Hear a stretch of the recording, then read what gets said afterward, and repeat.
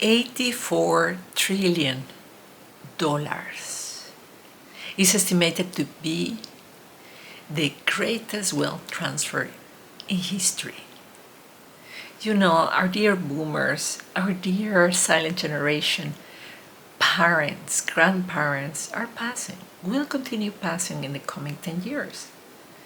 And you and me, the millennials, the Generation X, we need to arrange the funerals, the inheritance, the deeds, clean those houses, rebuild, divide.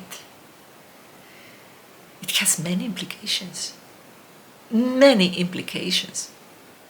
Economical, political, but also emotional and karmic. In this video, we are going to be talking about the emotional ones, the spiritual ones.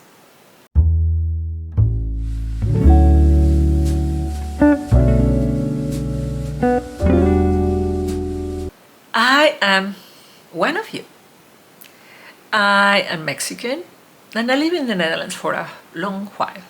I have my children here with a Dutch man, but all my family was a Mexican family.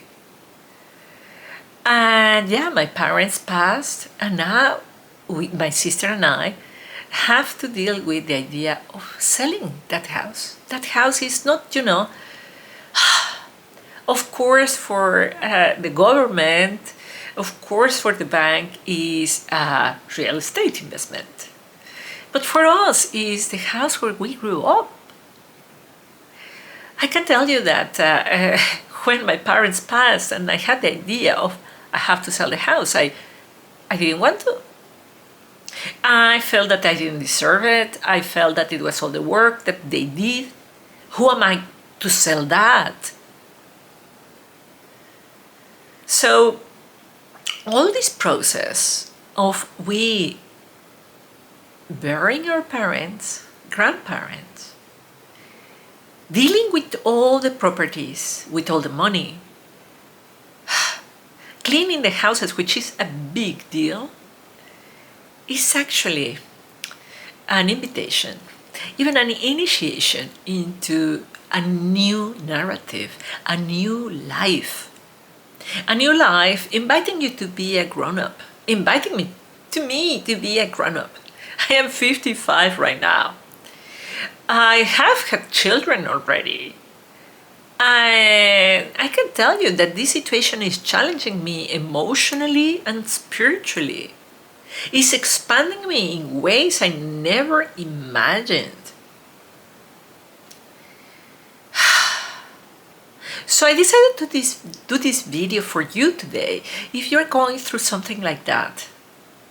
And the idea of this video is a hug. And also a little bit of a nudge or a kick in your back, a kick of encouragement to make you believe that you actually can, that you can deal with this situation. Because definitely, to organize a funeral is not anything, not nothing.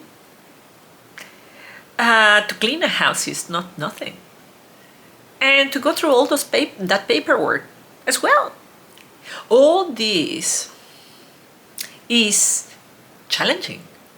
But I want to tell you that you have what it takes to be that pillar of strength for your family.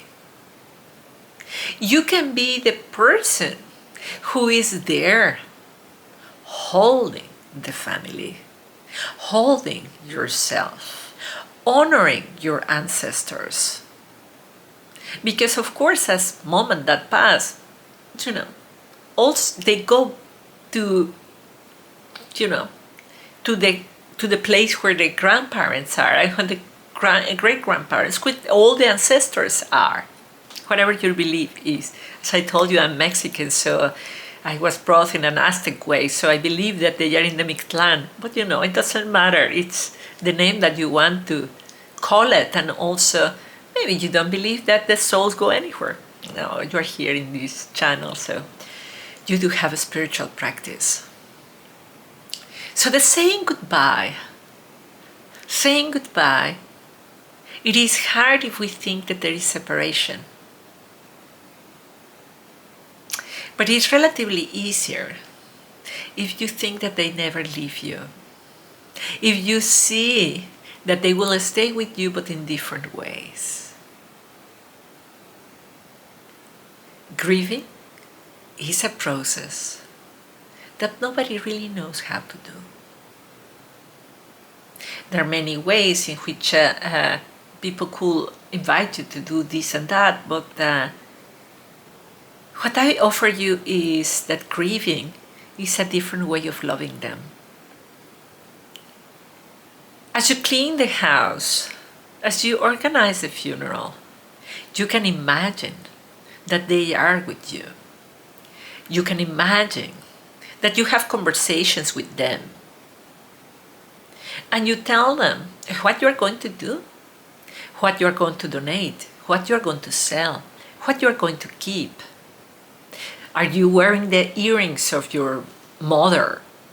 Are you selling that painting of your father? Have a conversation with them. You know that this is the time that this painting is going to go. And it's going to decorate a different house. And I love you, but this painting is going to go. If you do every single thing that you need to do together with your ancestors, whether you had a horrible relationship with them or a beautiful one, you could deepen the beauty of it. You can create that forgiveness, you can create that connection after they have passed. You can use all of these activities to deepen your relationship with them and ask them to expand you.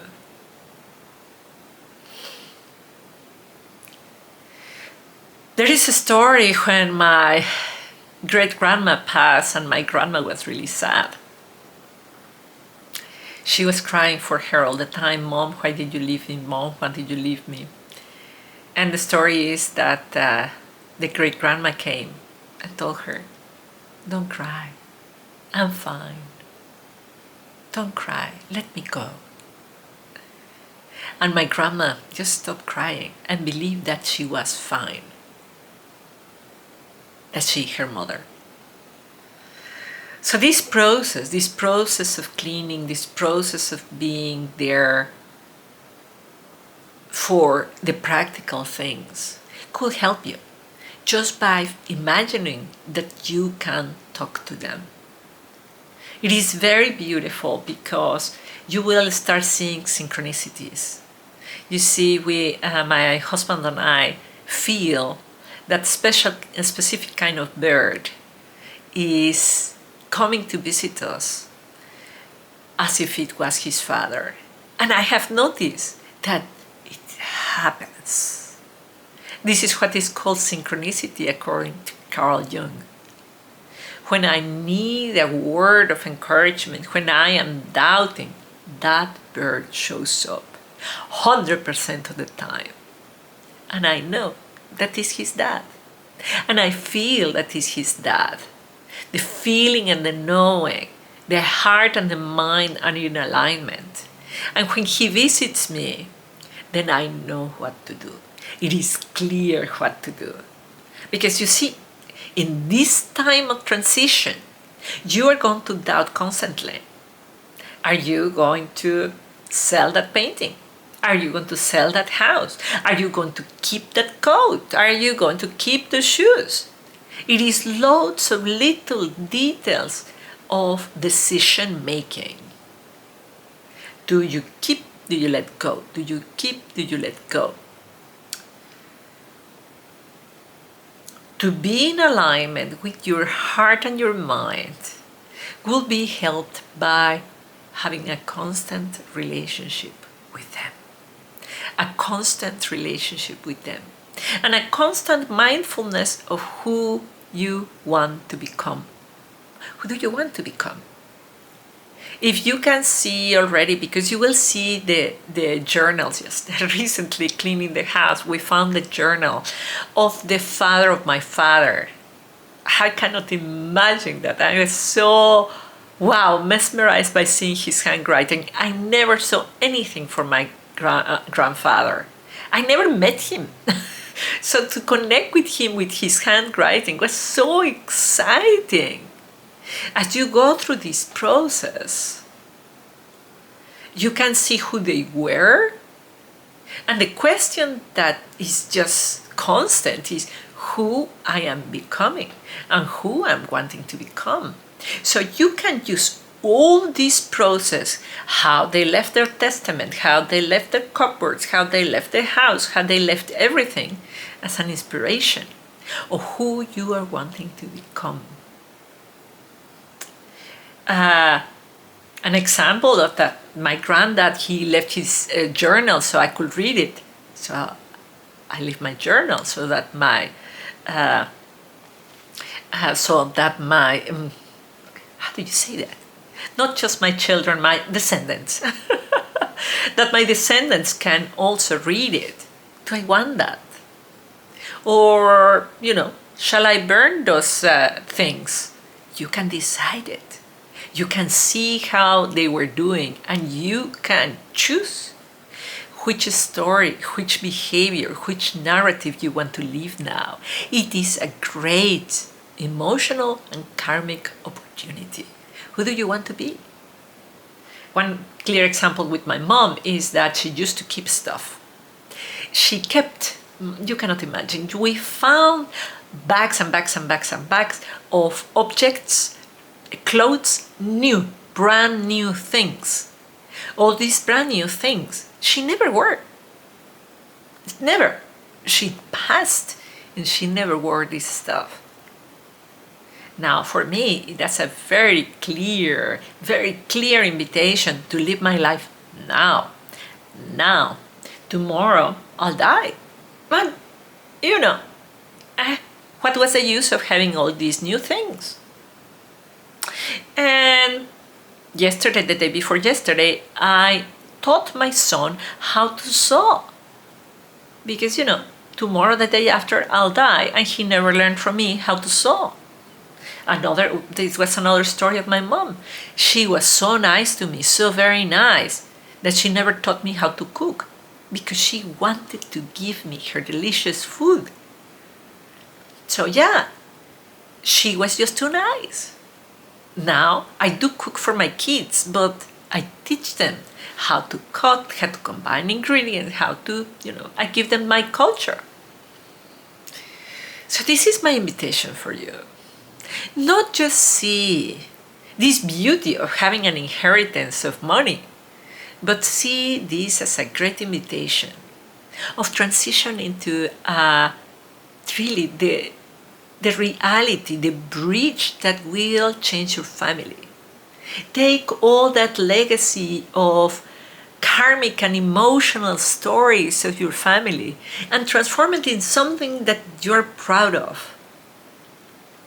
Because you are the ancestor, the dream ancestor of your descendants. Imagine in few generations in the future that they read your books, that they find your clothes, that they see the company that you founded, that they see the paintings that you created, that they see what you did. And it doesn't have to be as big as I tell you, but I tell you, my great-grandma, she died of 128 years old, 128, just like that. That for me is just such an invitation to drink more water than alcohol, to eat on time, to go to sleep on time, to laugh. All the stories about her was that she was a very happy person. That's my superhero. So this, what is happening for you, is for you to become the superhero of your descendants, using your talents, using who you are, just really doubling down in your genius and your superpowers. Don't hide them. And